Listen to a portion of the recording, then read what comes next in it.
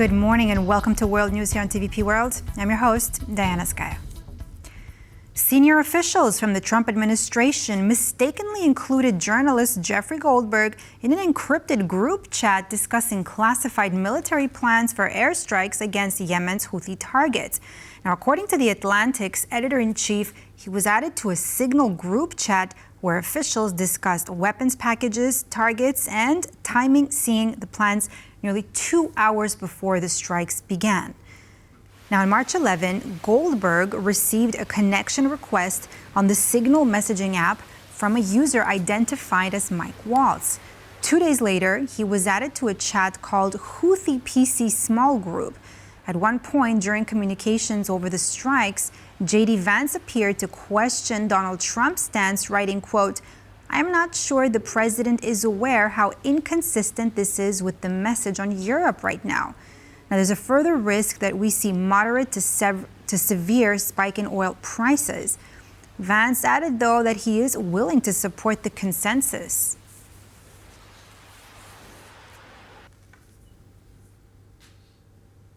The only purpose is to demonstrate power over us. This is what Greenland's outgoing Prime Minister, Múte Egede, said, condemning the planned visit of a U.S. delegation to the Arctic island on Thursday.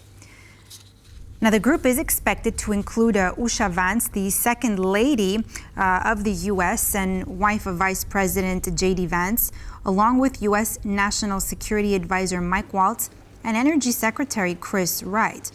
Now, the Greenlandic Prime Minister stressed the island's authorities will not hold any meetings with the U.S. delegation, and they branded the visit as, quote, very aggressive. Now, Greenland appears to be a key location for Donald Trump, who has made repeated threats to take control of Greenland, claiming it's needed for national security purposes. Earlier in March, Trump said he would acquire Greenland one way or another and did not rule out using force or economic pressure.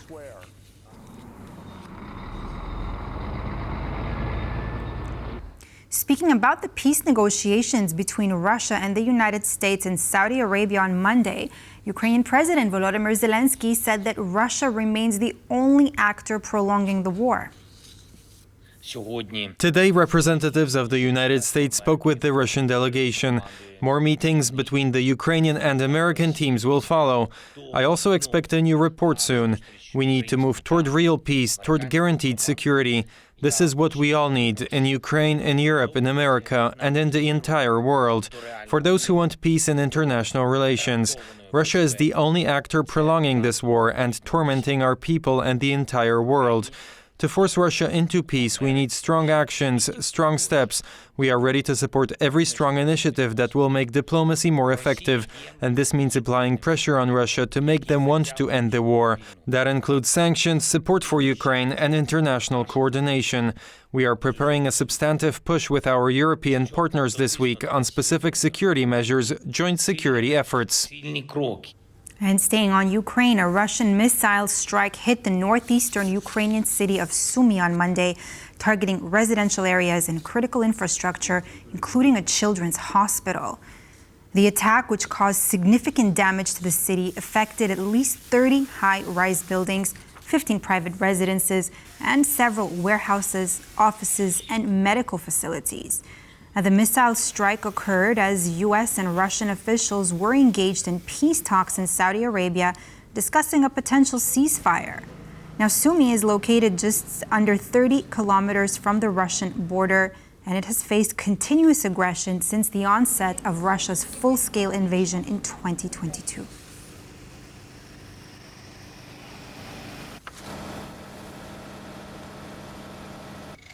President Donald Trump has announced 25% tariffs on products imported from countries that purchase oil and gas from Venezuela.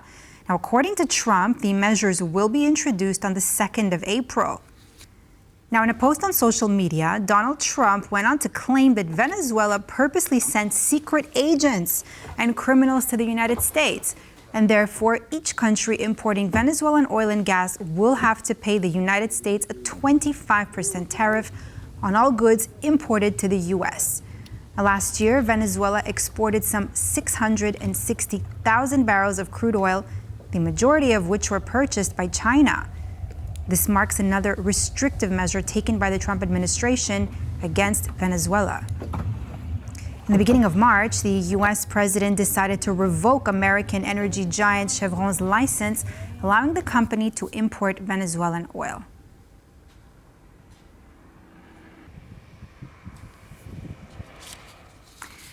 The analysis of satellite pictures shows that Belarus is intensively building military infrastructure in Osipovice in the eastern part of the country.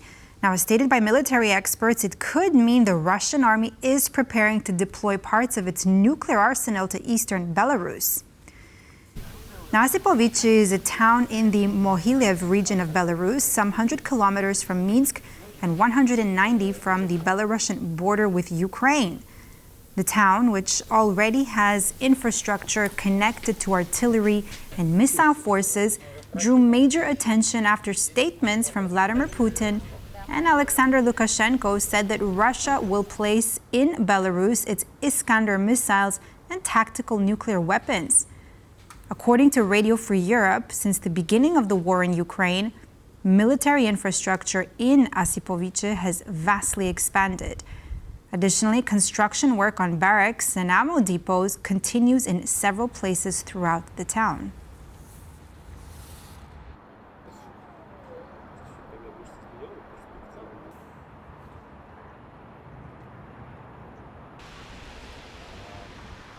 Turkish authorities have detained more than 1,100 protesters and at least 8 journalists that are covering the ongoing civil unrest in the country.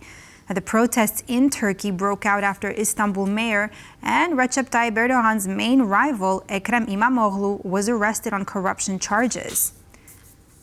Now, the Turkish Interior Minister said the detainees have ties to criminal and terrorist organizations. Police in Turkey used water cannons, tear gas, and rubber bullets to disperse the demonstrators.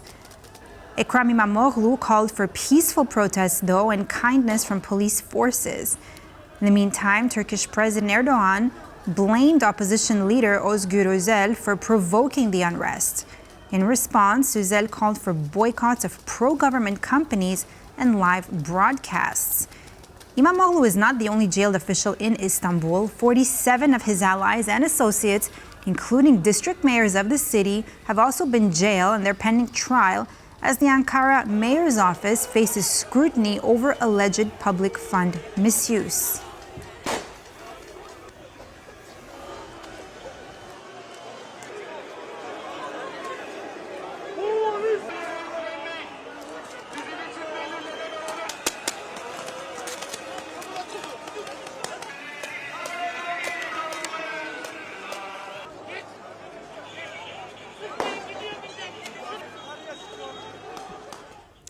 On Monday night, EU High Representative for Foreign Affairs and Security Policy, Kaja Kallas, urged the international community to keep backing the Gaza ceasefire agreement. Now, in an interview for Kan News, one of Israel's top medias, Kallas added that Israel has the right to defend itself while abiding by humanitarian law. Simultaneously, she declined to say whether Israeli authorities committed any war crimes. We want to really call on all parties going back to the ceasefire agreement and really, release all the hostages and continue to have a way out of this. Of course, Israel has the right to defend itself and on the course of this, it also has to respect the humanitarian law, which says that you have to spare civilians and civilian lives. Whether any crimes have been committed or not, this is what the legal institutions, the judges, the courts will decide, and I'm not in a position to say that. The candidate list for Poland's presidential race is now closed, as Monday marked the deadline for registering election committees in the upcoming vote. A record 41 presidential hopefuls have thrown their hats into the ring, including Warsaw Mayor Rafał Trzaskowski of the Civic Coalition, Law and Justice-backed Karol Nawrocki of the Institute of National Remembrance, far-right confederations Sławomir Mencen, and Speaker of the Polish Parliament Szymon Hołownia. Now, all contenders need to submit at least 100,000 signatures in support of their bids by April 4 in order for their names to appear on the ballot. So far, only 7 candidates submitted the required number of signatures, 54 days just shy of the election scheduled for May 18.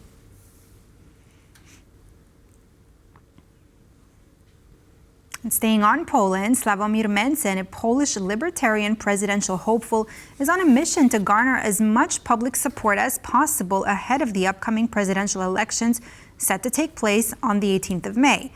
Now, the candidate is known for his active campaigning on social media as well as pro-Russian, anti-Ukrainian sentiments that previously sparked controversy.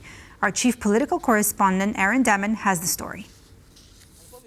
Sławomir Mencen is on a mission for attention, running to be Poland's next president on a far-right libertarian ticket.